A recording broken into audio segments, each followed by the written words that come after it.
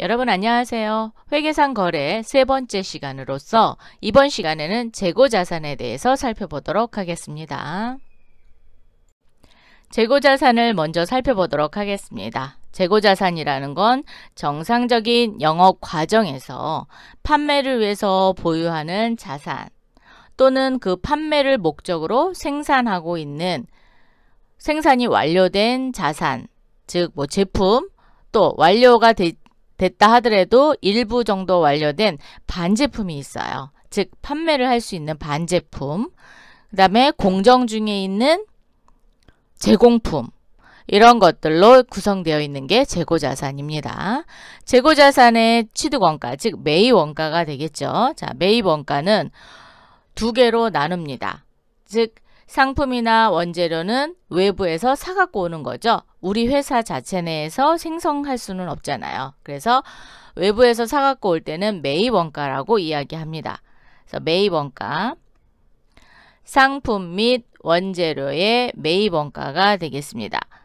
매입가격, 사갖고 온 가격에다가 매입재비용, 매입재비용은 물건을 사갖고 올 때 들어간 운임비, 이런 거를 매입재비용이라고 합니다. 그래서 매입재비용은 더하고 애누리라고 있어요. 매입할 때 애누리를 해주고 또 들어왔던 게 반품되어서 나갈 수가 있죠. 그거를 매입환출. 외상대금을 조기에 갚았을 때 금액을 할인해 주는 걸 매입할인이라고 하거든요. 그래서 이런 부분에 대해서는 빼줍니다. 빼주고 나서 매입원가를 계산하게 됩니다. 이게 상품 또는 원재료의 매입원가가 되는 거고요. 제품이나 제공품을 원재료를 투입해서 만드는 거죠. 그래서 제조원가라고 이야기합니다. 제품이나 제공품의 제조원가는 재료비, 직접 들어간 직접 재료비에 또 만드는 노동비가 들어가겠죠. 그거를 노무비라고 얘기합니다. 자, 노무비, 거기에 들어가는 제조간접비, 배부액, 이렇게 더한 것을 제조원가라고 하고요. 매입 운임반비는 매입원가에 포함을 합니다. 즉 물건을 사올 때 운반비가 든 거는 원가에 포함을 하지만 매출할 때 운반비는 원가에 넣지 않습니다. 그래서 운반비, 비용의 계정으로 처리를 하고 있습니다. 그래서 이것만 좀 잘 기억해 두세요. 매입 운반비는 매입원가에 더한다. 상품을 사갖고 왔으면 상품 가격에다 넣어주고 원재료를 사왔으면 원재료 가격에다 넣어주면 됩니다. 매출 운반비는 그렇죠. 판매를 할 때 운반비가 들은 거니까 별도의 판매관리비로 정리합니다. 그래서 운반비라는 계정을 쓰고 있다라는 거 기억해 두시면 좋을 것 같고요. 재고자산 매입에 있어서 매입원가를 예제로 들어서 한번 살펴보도록 하겠습니다. 원재료 500만원을 외상으로 매입하고 외상으로 매입했으니까 돈 줬어요? 안 줬습니다. 그래서 외상 매입금이죠. 운반비 10만원은 현금으로 지급하였다. 자, 매입할 때 운반비를 더했으니까 요거는 원가에 포함한다 그랬죠? 자, 뭘 샀냐? 원재료를 샀습니다. 그래서 차변의 원재료 510만원 운반비 포함해서 대변의 외상매입금은 500만원 그리고 운반비는 현금으로 지급했으니까 현금 10만원 이렇게 정리해 주시면 됩니다. 그래서 운반비는 어디다 더했다? 원재료 금액에다 더해 주었다 라는 거고요. 매입환출은 물건을 사갖고 왔을 때 다시 되돌려 준 거죠. 그러면 그거만큼 원가에서 빼야 되죠. 그래서 매입한 원재료가 분량이 있어 50만원을 반품하고 거래처와 협의하여 외상대금과 상계 처리하겠다. 자, 매입할 때 외상이었으니까 외상 매입금과 상계 처리를 했다라는 뜻이죠. 그래서 차변의 외상 매입금 그만큼 줄여주시고 대변의 매입 환출 또는 원재료라는 계정을 사용하셔도 됩니다. 왜? 원재료로 해놨으니까 원재료를 대변에 빼셔도 됩니다. 또는 매입 환출 아니면 반대로 분계를 해서 마이너스 분계를 하셔도 돼요. 어떻게? 이렇게 차변에 매입 환출 마이너스 50만원 대변에 외상 매입금 마이너스 50만원 이렇게 분계를 하셔도 된다라는 거죠. 마이너스를 분계를 했다고 해서 틀린 건 아닙니다. 그래서 이렇게 정리하실 수 있어요. 애누리는 물건의 가격을 깎아준 게 애누리가 되겠습니다. 애누리라는 건 물건의 가격이니까 뭐 상품의 가격이 100원인데 10원을 깎아줬다. 그럼 10원만큼 매입 애누리가 되는 거죠. 매입한 원재료에 하자가 있어 거래처로부터 100개에 대하여 개당 1000원씩 애누리 하였으며 외상대금과 상계 처리하기로 하였다. 자, 물건을 사갖고 왔는데 100개 정도의 하자가 이렇게 통과하는 과정에서 하자가 생긴 거예요. 그래서 물건값을 깎아달라라고 했더니 깎아준 겁니다. 그래서 매입 애누리가 됩니다. 그래서 100개 곱하기 1000원 하니까 10만원이죠. 그래서 차변의 외상매입금 10만원 줄여주시고 대변의 매입 애누리가 되겠습니다. 10만원 이렇게 기록해 주시면 될 것 같고요. 매입 할인은 외상대금을 조기에 상환했을 때 그동안의 이자를 감해준다라고 보시면 되겠습니다. 그래서 그걸 매입 할인이라고 합니다. 약정한 기일보다 조기에 상환하여 거래처로부터 5만원을 할인받고 요거가 매입 할인이 되는 거예요. 외상대금 445만원을 보통예금 계좌에서 인출하여 지급하였다. 외상매입금은 445만원에 5만원을 할인받았으니까 450만원이 외상매입금이 되겠죠. 그 중에 5만원을 할인받은 겁니다. 그래서 차변의 외상매입금은 450만원.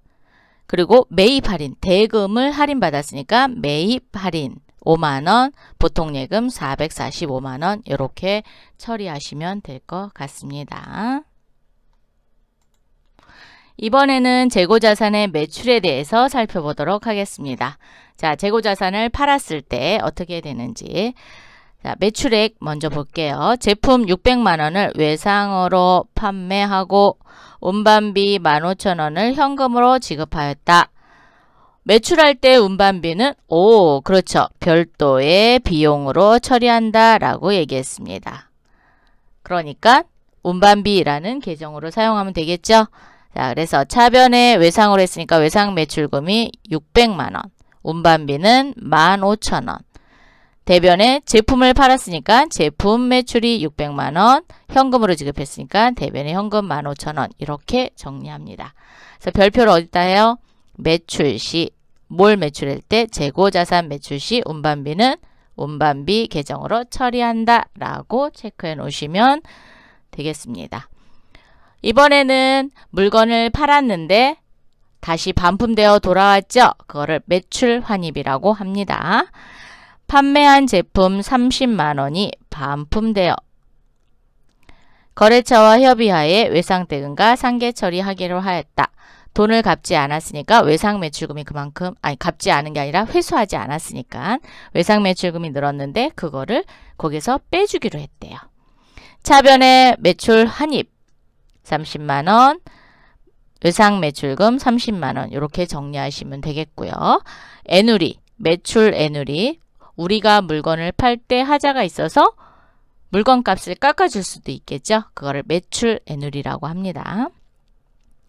거래처에 매출한 제품의 하자가 인하여 3만원을 애누리하고 외상대금과 상계 처리하기로 했다. 그러면 차변의 매출 애누리 3만원, 대변의 외상매출금 3만원 이렇게 하시고 얘도 반대분계 할 수 있다 그랬죠? 네, 반대분계 마이너스로 정리하셔도 됩니다.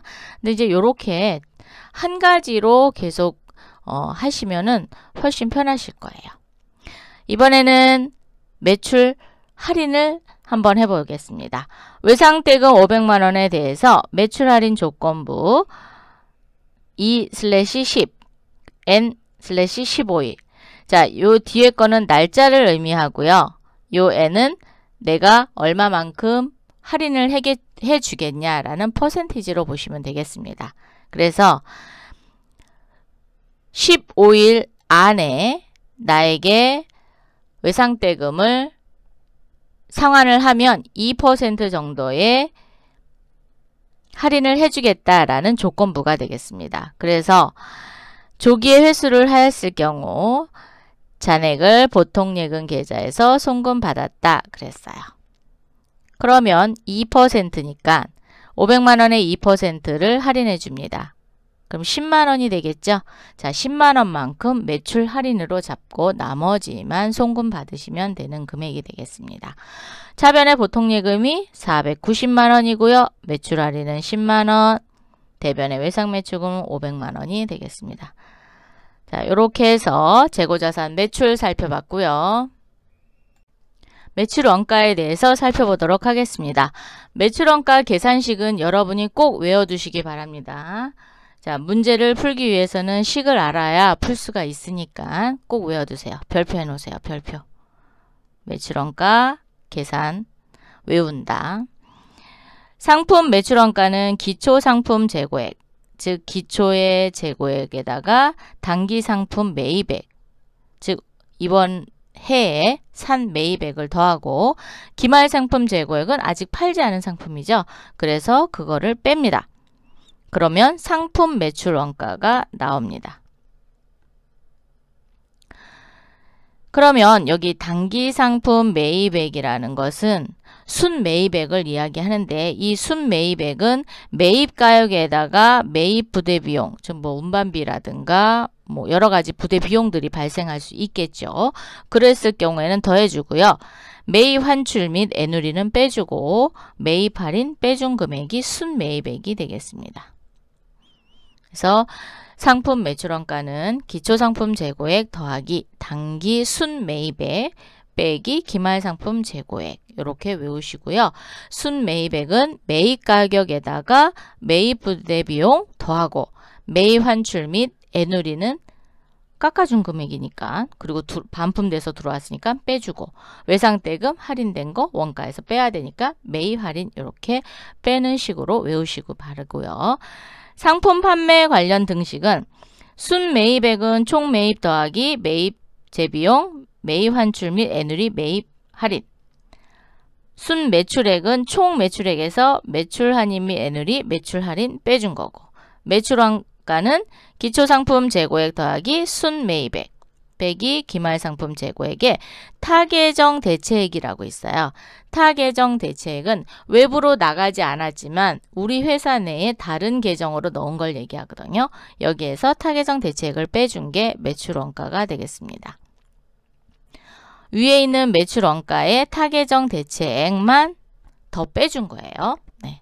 자, 매출 총이익은 순매출액에서 매출원가를 뺀 게 매출 총이익이 되겠습니다. 순서대로 잘 기억해 두셨다가 나중에 이제 이론 문제 푸실 때 활용하시면 좋을 것 같습니다. 매출원가 회계 처리는 어떻게 하느냐? 대부분 매출원가는 기중에 즉 1월 1일부터 12월 30일까지 일어나는 게 아니라 한꺼번에 모았다가 결산 시 매출원가를 산정하는 결산 분계를 하거든요. 이때 계속 매입을 했을 때는 상품 계정에다 계속 갖다 놓고요. 그 다음에 판매를 했을 경우에는 상품 매출 또는 뭐 제품을 팔았으면 제품 매출 이렇게 되겠죠. 그래서 장부상 계상된 상품을 팔았을 때 대변에 대체하고 팔린 금액만큼 차변의 매출원가로 기입을 하게 됩니다. 즉 상품을 얼마치를 팔았는지 이익을 붙인 건 빼고요. 네, 그래서 그거를 대변의 상품으로 대체시키는 분계를 해 놓으시면 되겠습니다. 자, 그러면 한번 볼까요? 그림으로. 판매 가능한 상품이라는 건 단기에 매입한 상품은 모두 팔 수 있죠. 그리고 전년도에 팔고 남은 기말 상품이 올해로 돌아오면 기초상품 재고액이 됩니다. 그래서 기초상품 재고액 더하기 단기 매입액이 판매 가능한 상품이 되는 거고요. 판매 가능한 상품에서 기말 재고액을 뺀 게 매출원가가 되는 거죠. 그래서 매출원가 이렇게 구성이 되어 있습니다. 이 그림을 잘 기억해 두셔서 여러분이 이렇게 대입해서 식을 구할 때 그림을 그려놓고 하셔도 되고요. 식을 만들어 놓고 대입하셔도 됩니다. 이렇게 재고자산에 대한 기말재고액을 계산할 때 보면은 이런 게 있어요. 재고자산에 포함되는 항목이 있는 반면에 또 포함해서는 안 되는 항목이 있습니다. 그럼 재고자산에 포함되는 항목을 좀 살펴볼게요. 내가 기말재고액에 우리 회사의 기말재고액으로 잡아야 되느냐 말아야 되느냐 그거에 대한 거를 한번 해볼게요. 미착분, 미착분이라는 건 도착을 아직 하지 않은 물품을 얘기합니다. 도착하지 않았다라는 건 주문을 했는데 그쪽에서 발송을 안 해서 아니면 외국에서 들어오는 경우에는 배를 타고 들어오잖아요. 배를 타고 들어올 때는 기간이 걸리잖아요. 이럴 때 생기는 거를 미착분이라고 합니다. 운송 중인 상품이나 원재료가 여기에 해당이 되는데 선적지 인도 조건이라는 건 배에 딱 실었을 때 구매자의 재고자산이 되는 겁니다. 즉 판매자의 재고자산에서는 제외가 돼야 되는 거예요. 그래서 선적지 밑줄 그어놓으시고 구매자 체크해 놓으세요. 선적지 인도 조건은 구매자의 재고자산이다. 그럼 도착지는 배에서 딱 도착해서 우리 회사에 도착이 됐을 때 인수가 넘어가는 거잖아요. 그래서 도착지 인도 조건은 판매자의 재고자산이 됩니다. 운행 중에 있는 경우. 근데 도착했을 경우에는 구매자의 재고자산이 되겠죠. 적성품이라는 건 수탁자가 보관하고 있는 위탁자의 재고자산에 포함합니다. 즉 위탁품이에요. 내 물건을 A 회사에 팔아달라고 넘겨주는 걸 적성품이라고 합니다. 그래서 적성품은 판매가 됐으면 매출로 일어나고 판매가 되지 않고 수탁자가 보관하고 있으면 위탁한 판매 회사의 재고자산으로 넣으셔야 됩니다. 시송품이라는 건 우리 가전제품 중에 뭐 사용해보고 물건을 사십시오라고 했을 때 그 사용해보고 내가 그 물건을 사겠다 라고 하는 거 있죠. 그게 시송품인 거예요. 사용하고 나서 내가 만족하니까 이 물건을 사겠습니다 라고 의사를 표현했을 때는 판매가 된 걸로 보지만 의사를 표현하지 않았을 때까지는 판매자의 재고자산이 됩니다. 자, 그래서 밑줄을 그는데 구입 의사가 표시하기 전 표시를 했으면 물건이 팔린 거예요. 표시하기 전 시송품은 나의 재고자산에 포함을 시키셔야 됩니다. 할부 판매 이제 팔죠. 뭐 6개월, 뭐 12개월, 24개월 이렇게 할부 판매의 경우 인도 기준 밑줄 그시고요. 매출로 인식합니다. 그래서 재고자산에 포함한다 안 한다? 포함하지 않습니다. 자, 할부 판매 상품은 인도 기준을 따르기 때문에 처음에 팔았을 때 그때 매출로 인식을 하기 때문에 재고자산에 포함하지 않는다. 그럼 예제를 한번 풀어볼까요? 다음은 판매자의 재고자산에 포함되는 항목을 열거한 것이다. 옳지 않은 것은 수탁자가 보관하고 있는 적성품. 판매자의 재고자산일까요? 네, 맞습니다. 판매자의 재고자산. 도착지 인도 조건으로 판매한 운송 중인 상품. 자, 도착지 인도 조건으로 판매한 운송 중인 상품. 그러면 지금 가고 있다는 거죠. 도착은 아직 안 했습니다. 그러니까 판매자의 재고자산이 맞죠. 금융기관에 담보로 제공한 저당 상품. 자, 금융기관에 담보로 제공했다고 해서 그 물건이 판매된 건 아니죠. 그래서 판매자의 재고자산이 맞습니다. 판매 대금이 회수되지 않은 장기 할부 판매 상품. 장기 할부 판매 상품은 인도 조건으로 매출로 인식한다 그랬죠. 그래서 얘는 판매자의 재고자산에 포함되지 않습니다. 그래서 답은 4번이 되겠습니다. 이번에는 재고자산의 수량 결정 방법을 살펴보도록 할게요. 자, 재고자산의 수량 결정 방법에는 계속기록법과 실지재고조사법 뭐 여러 가지 방법이 있는데 두 가지 정도만 하겠습니다. 계속기록법에는 기초재고 수량 더하기 단기 매입 수량 해서 판매 수량을 빼줘서 기말 재고 수량을 구하는 거예요. 계속 자 기초에서 단기에 들어온 거 그리고 매출한 거 이렇게 해서 쭉 기말 재고 수량을 표현한 것을 계속기록법. 실지재고조사법은 일단 판매를 막 합니다. 판매를 하고 그렇죠. 창고에 있는 재고 수량을 계산을 해서 판매 수량이 몇 개가 됐는지 역으로 계산하는 겁니다. 그거를 실지재고조사법이라고 합니다. 그래서 기초재고 수량에 단기 매입 수량은 더하고 기말 재고가 몇 개가 남았다 그걸 빼고 그러면 단기 판매 수량을 계산하는 걸 실지재고조사법이라고 이야기합니다. 재고자산의 단가를 결정하는 방법은 여러 가지 방법이 있습니다. 그래서 첫 번째는 개별법. 개별법은 이제 고가의 제품들을 뭐 고가의 상품이나 이런 거는 개별법으로 많이 합니다. 그래서 매입 가격별로 판매되는 것과 재고로 남는 것을 구분하여 매출 원가와 기말 재고를 구분하는 걸 개별법. 그래서 가격별로 하고요. 선입선출법은 선, 앞에 들어온 거를 선출, 미리 내보낸다라는 거죠. 그래서 먼저 들어온 걸 먼저 내보내는 단가 결정 방법이 되겠습니다. 먼저 구입한 재고부터 출고되는 실제 물량 흐름과 일치하는 방법이 되겠습니다. 이럴 경우에는 얘는 일반적으로 물량 흐름은 일치하지만 수익과 비용 대응이 일치하지가 않습니다. 그래서 재무상태표에 충실한 방법이라고 이렇게 또 얘기도 합니다. 후입선출법, 후입. 그럼 나중에 들어온 거를 선출, 먼저 내보내는 거죠. 그렇게 되면 재고는 그렇죠. 맨 먼저 들어온 게 재고로 계속 쌓이게 됩니다. 그래서 후입선출법은 가장 최근에 입고된 재고자산을 먼저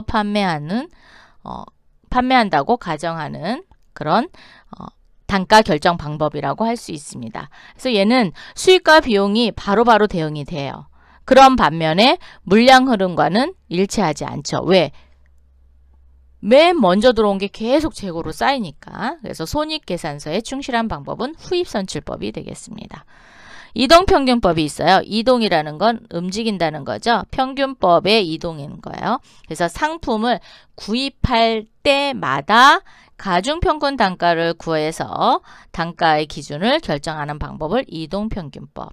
총평균법은 일정 기간, 뭐 한 달이면 한 달을 딱 계산을 해서 매입원가 합계액을 매입 수량으로 나눠서 단가를 결정하는 방법이 총평균법이 되겠습니다.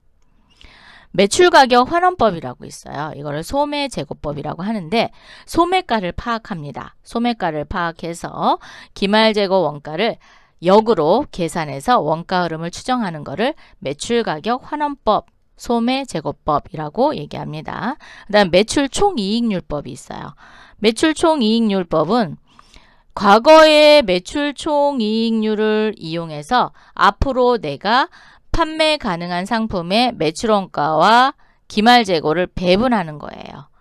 그런데 일반 기업회계기준에서는 인정하지 않기 때문에 잘 사용하지는 않습니다. 가장 많이 사용하는 거는 선입선출법, 그리고 이동평균법, 뭐 요 정도 많이 사용을 하고요. 또 그 여러 가지 방법을 사용하는 경우도 있으니까 네. 그래서 이렇게 사용을 하고 있습니다. 그런데 이제 문제는 물가가 인플레이션이 계속 올라가고 있다라고 했을 때, 자, 물가가 상승되고 있다라고 했을 때 기말재고의 크기와 매출원가의 크기가 서로 다르게 나올 수 있거든요. 그러면 살펴보겠습니다. 기말재고액의 크기는 선입선출법이 가장 큽니다. 왜? 기말재고액이 맨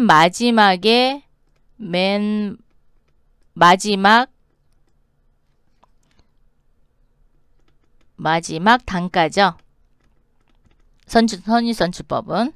이동평균법은 가중평균 낸 거고, 총평균법은 동일하게 낸 거니까 다르고, 그 다음에 후입선출법은 문제는 맨 처음, 여기는 처음에 구입한 단가잖아요. 그러면 기말재고액이 가장 적은 게 후입선출법이 되죠. 물가가 계속 오른다라고 가정했을 때. 자, 그래서 선의선출법이 가장 크고 이동평균법, 총평균법, 후입선출법이 가장 작습니다. 반면에 매출원가는 매출원가의 크기는 그렇죠. 후입선출법은 최근 단가가 계속 매출원가에 투입이 되잖아요. 그래서 후입선출법이 가장 큽니다. 그리고 총평균법, 이동평균법, 선의선출법이 가장 작습니다. 매출총이익 또는 당기순이익의 크기는 선의선출법이 큰데 매출총이익 어떻게 구했죠? 총 매출액에서 매출원가를 빼는 거죠. 그러면 매출총이익이 됩니다. 그렇기 때문에 매출원가에 따라서 매출총이익이 변화가 되는데 매출원가가 가장 많이 발생되는 게 후입선출법이잖아요. 그럼 매출총이익이 가장 적게 발생되겠죠. 그래서 선의선출법이 가장 크고 이동평균법, 총평균법, 후입선출법이 되겠습니다. 기말재고액과 단기순이익 또는 매출총이익의 크기수는 같은 방향으로 움직입니다. 그래서 선의선출법이 가장 크고 매출원가는 반대 방향, 후입선출법이 가장 크게 작용이 됩니다. 그래서 이거 잘 기억해 두시면 아니면 계산식에 넣으셔서 해보시면은 이런 결과를 얻을 수 있습니다. 재고자산을 보관하거나 사용을 할 때 도난을 할 수도 있고 분실되거나 파손 등 여러 가지의 방법으로 인해서 수량 차이가 날 수 있잖아요. 그래서 실제로 재고자산이 있는 수량과 장부상의 기록을 통해서 얻어낸 수량의 차이가 생겼을 때 이때 부족한 수량에 대한 손실액을 재고자산 감모손실이라고 합니다. 그래서 수량이 부족해서 생기는 차액을 재고자산 감모손실이라는 계정을 쓴다라는 거죠. 재고자산 감모손실을 계산할 계산식은 장부상 수량에다가 실제 수량을 뺍니다. 그리고 단위당 원가를 해서 재고자산 감모손실을 구합니다. 예제를 통해서 한번 살펴볼게요. 기말 현재 재고조사를 실시한 결과 제품 수량 10개, 단가는 11,000원.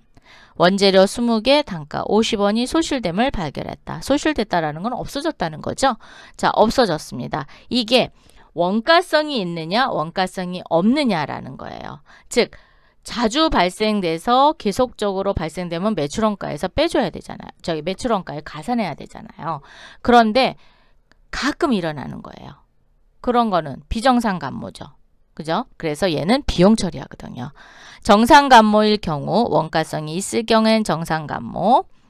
자, 제품 10,000원이죠. 그리고 원재료는 1,000원입니다. 차변에 재고자산 감모손실인데 매출원가에 가산합니다. 그래서 매출원가로 쓰셔도 됩니다. 11,000원. 제품 10,000원, 원재료 1,000원 이렇게 분계를 하시는 거고요. 비정상 감모이다. 원가성이 없다. 그러면 비용 처리합니다. 그래서 영업의 비용인 재고자산 감모손실이라는 계정을 써서 11,000원 기록하시면 되겠습니다. 그러면 어디에다가 밑줄을 그시느냐? 정상 감모손실이 발생됐을 경우 또 원가성 있는 정상 감모인 경우에는 매출원가에 가산. 비정상 원인 원가성이 없는 비정상 감모에 해당하면 재고자산 감모손실 계정으로 처리한다. 이렇게 체크해 놓으시기 바랍니다. 재고자산의 가격이 하락했을 때 이때 그 차액에 대해서 정리하는 게 재고자산 평가손실이 되겠습니다. 그래서 시가 하락. 지금 현 재무상태표에 기록을 할 때 순실현 가능가치로 평가를 할 수 있게끔 되어 있거든요. 그래서 재고자산의 수령에는 아무런 문제가 없어요. 그런데 재고자산의 가격이 떨어진 경우 저가법을 사용하기 때문에 그러면 순실현 가능가치란 뭐냐? 추정 판매 가격에서 판매 시까지 추가적으로 발생되는 비용 추정액이 있어요. 그거를 차감한 금액. 그래서 실제적으로 가능한 가치라고 보시면 됩니다. 가능한 금액. 그 가능한 금액을 취득원가에서 뺍니다. 그러면 차익이 생길 거 아니에요. 그죠? 그거를 실제 수량 곱하기 장부 단가에서 실제 단가로 뺀 나머지 차익에 대해서 계산을 해서 재고자산 평가 손실로 넣어놨다가 나중에 이제 뭐 상승을 하거나 그러면 거기까지 다시 올려놓는 그런 방법이 되겠습니다. 자, 하락한 경우, 시가가 하락한 경우에는 매출원가에 가산해고요. 회복한 경우에는 매출원가에서 차감을 하시면 되겠습니다. 기말 현재 재고조사를 실시한 결과 상품 100개, 단가 1,000원, 1,000원짜리가 800원으로 평가되었다. 그럼 얼마만큼? 200원만큼. 그죠? 200원만큼 100개. 그러면 2만원이네요. 2만원만큼 재고자산 평가손실이라는 계정에다가 재고자산 평가 충당금 계정으로 이렇게 대체시켜 놓으면 됩니다. 근데 요 재고자산 평가손실은 매출원가 가산 되는 거고요. 그리고 재고자산 평가 충당금은 재고자산 계정에서 차감 계정으로 잡혀 있습니다. 그래서 이렇게 분개하시면 되겠습니다. 이번에는 이렇게 하락되어 있던, 작년에 하락되어 있던 원가가 다시 회복을 했어요. 회복을 했을 경우에는 재고자산 평가 손실로 책정된 금액까지만 회복을 시켜야 됩니다. 그 넘어서까지 회복시키시면 안 돼요. 자, 상품의 시가 하락으로 2만원 평가 손실이 발생하였으나 현재 만원으로 가격이 상승하였다. 2만원 평가 손실 했는데 만원이 회복됐답니다. 그럼 만원만큼만 되돌려 놓으시면 되겠죠. 그래서 반대 분개를 하시면 됩니다.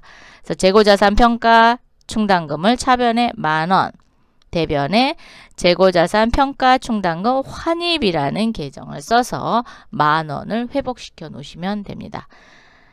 자, 그래서 최초 장부 금액을 초과하지 않는 범위 내에서 평가 손실을 환입, 매출원가에서 차감하는 게 재고자산 평가 손실이 되겠습니다.